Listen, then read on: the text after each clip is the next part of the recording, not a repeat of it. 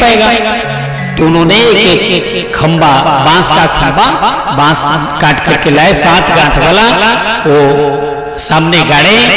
तो पिशाच को अभिमंत्र मंत्र के द्वारा आह्वान किया, उसमें बैठाए।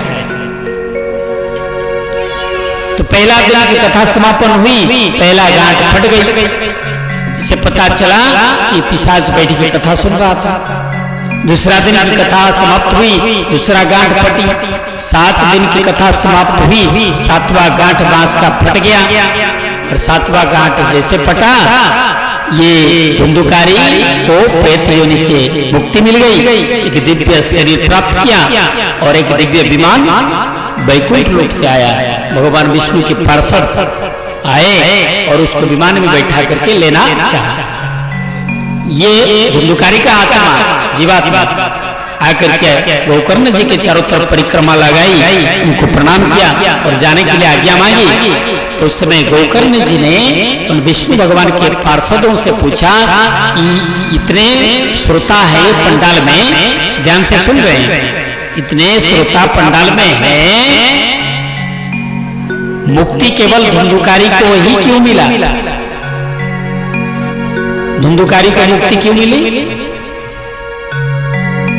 तो भगवान विष्णु के पार्षदों ने कहा कि ये धुंधुकारी जीवन भर पाप कर्म किया था और ये इसका दंड भी इसको मिला। पिशाच शरीर में जब गया, बहुत दिन तक कष्ट पाया, बहुत दुख, बहुत यातना पाया है और इसका पाप, लेकिन भगवान की कथा ध्यान पूर्वक सुना है, क्योंकि दुख में था।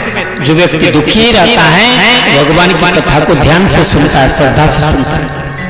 जिसके पास में सुख संपत्ति ज्यादा है, उसको अहंकार भी ज्यादा है, भगवान की कथा को ध्यान से सुनता नहीं है, अभिमान को लेकर के आता है कथा पंडाल में। कुछ लोग कथा पंडाल में बैठे हुए होते हैं, उनका मन घर में रहता है। कहीं भोजन ठंडा जाएगा तो क्या करेंगे? घर में तो रहते तो गरम गरम भोजन करते, इसलिए कुछ लोग कथा पंडाल में जल्दी आते ही नहीं है, भोजन ठंडा जाएगा, है ना? तो अभिमान को लेकर के आना नहीं चाहिए। जहां बैठते हैं कथा पंडाल में, तो मन को भी कथा पंडाल में लगा देना चाहिए, जैसे कि समाधि आ जाए, भूल जाइए संसार को। भगवान की कथा जब सुनते हैं, जैसे सिनेमा हॉल में जैसे चलचित्र दिखाई देता है मोबाइल में स्क्रीन पर, उसी प्रकार आपको लगना चाहिए कि सामने हमारा भगवान का जो चरित्र कथा हो रहा है, वहां कथा हम देख रहे हैं, सुन नहीं रहे। इतना एकाग्रता के साथ में आपको सुनना चाहिए, तो उसमें डूब जाना चाहिए कथा के अमृत में, सागर में डूब, कथा रूपी सरित सागर में डुबकी लगा लेना चाहिए और तब तक संसार को भूल जाइए। देखिए, फिर आपका मन का सारा डिप्रेशन, सारा एंजाइटी, सारा डिस्ट्रेस, क्या बोलते हैं सब बीमारी, नया नया बीमारी, सब खत्म हो जाएगा, सारा मानसिक रोग दूर हो जाएगा। तो इसलिए श्रद्धा पूर्वक कथा सुनना चाहिए। तो भगवान विष्णु के पार्षद ने कहा कि श्रद्धा के साथ में कथा सुना था, इसलिए इसको मुक्ति मिल गई। और जितने लोग बैठे हैं शरीर तो पंडाल में, इनका मन घर पर है। कुछ लोग पंडाल में बैठ कर गप्पे मारते रहते हैं और इसी प्रकार तब जो है एक जगह देखिए, श्रोता भी 3 प्रकार के होते हैं। कितने प्रकार के? 3 प्रकार के। एक हो गया श्रोता, श्रोता माने जो भगवान की कथा को सुन करके अपने जीवन में उतारते हैं, ध्यान पूर्वक श्रद्धा से सुनते हैं। और श्रोता, और एक है सरोता। सरोता माने जो भगवान की कथा कम सुनते हैं, ज्यादा समालोचना करते हैं। ये कथावाचक उतना बढ़िया नहीं है, पंडाल बढ़िया नहीं है, कलाकार बढ़िया नहीं है ना? तो इस प्रकार दोष त्रुटि निकालते रहते हैं, दूसरे का समालोचना करते रहते हैं, निंदा शिकायत करते रहते हैं, वो लोग है सरोता। और 2 नंबर में श्रोता, 3 नंबर में कौन सबसे उत्तम है? कौन? श्रोता। बोले वृंदावन बिहारी लाल की जय, सुनने वाले भगवान की जय, सुनने वाला श्रोता की जय।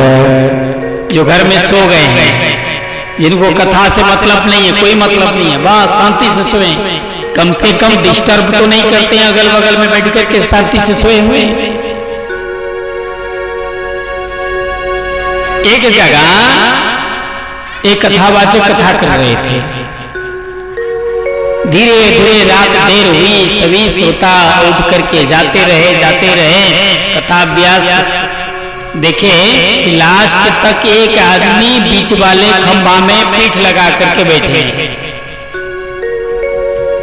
पीठ लगा करके बीच वाले खंभे में बैठे। बोले वृंदावन बिहारी लाल की।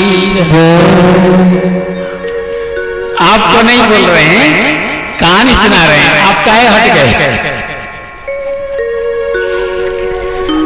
तो कथा पंडाल के बीच में एक खंभा था, वो खंभा में पीठ लगा करके सोया हुआ एकदम देख रहा है, आंख टिक टिक करके, आंख पिछड़ा नहीं पड़ता, आंख बंद नहीं हो रहा।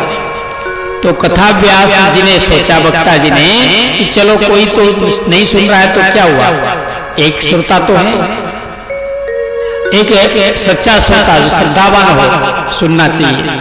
सब चले जाए, हमको क्या मतलब है, अच्छा बात है, चले जाने दीजिए। एक श्रोता है, मैं पूरी प्रवचन पूरा कर लेता हूँ।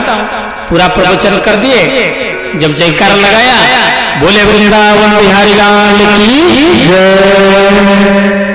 तब वो जो श्रोता बैठा था खंबे में पीट करके, वो उठ करके खड़े हो गए, जय, खड़े हो गए जयकार लगाते हुए। तो महात्मा जी बोले वाह वाह, धन्यवाद आपको। सब चले गए, आप ही बैठे हुए हैं, आप ही एकमात्र उत्तम श्रोता है, बढ़िया श्रोता है। तो श्रोता क्या कहता है जानते हैं? मैं कथा सुनने के लिए नहीं बैठा हूँ, सत्संग सुनने के लिए। तो फिर क्यों बैठे? ना मैं तो पंडाल वाला हूँ, माइक वाला हूँ, कितना जल्दी आप बोल देंगे उतना जल्दी मैं अपना दरी, अपना बाजा उजा समेटूंगा। बोले वृंदावन बिहारी लाल की। तो 3 प्रकार के श्रोता हैं। श्रोता देखिए, उत्तम श्रोता वो है, एक मूर्तिकार ने 2 मूर्तियां बनाई पीतल की, एक का दाम लगाया 100 रुपया, दूसरे का दाम लगाया 1 लाख रुपए, हटिया में बेचने के लिए लिया। सब लोग जब बुलाई किया, सुनकर के आश्चर्य, बोले कि मूर्तिकार पगला गया है लगता है, पीतल का मूर्ति है, एक का 1 लाख, एक का 100 रुपया। तो एक महात्मा जी आकर के पहुंचा, बोले कि अच्छा इसमें जरूर कुछ ना कुछ राज होगा। तो उन्होंने एक रस्सी धागा लेकर के एक मूर्ति के कान में डाला, उस कान में निकल गई। तो बोले ये मूर्ति जो है 100 रुपया का है, उन श्रोताओं का प्रतीक है जो भगवान की कथा को इस कान में सुन करके उस कान में निकाल देते हैं, जीवन में नहीं लगाते, पालन नहीं करते। और ये जो 1 लाख रुपया वाला मूर्ति उन श्रोताओं का प्रतीक है जो भगवान की कथा को सुन करके उन्होंने दूसरा धागा डाला तो कान में, तो जो कान दूसरा कान में नहीं निकला, सीधा चली गए पेट में। तो मूर्ति महात्मा जी बोले ये जो मूर्ति 1 लाख का है, इसलिए है उन श्रोताओं का प्रतीक है जो भगवान की कथा को सुन करके अपना जीवन में लगाते हैं। बोले वृंदावन बिहारी लाल की जय। तो इस प्रकार गोकर्ण जी का फिर दूसरी बार कथा किए तो बहुत सारे विमान आए। तीसरी बार में सबका कल्याण हुआ, सभी वैकुंठ में दिव्य विमान बैठ करके चले गए।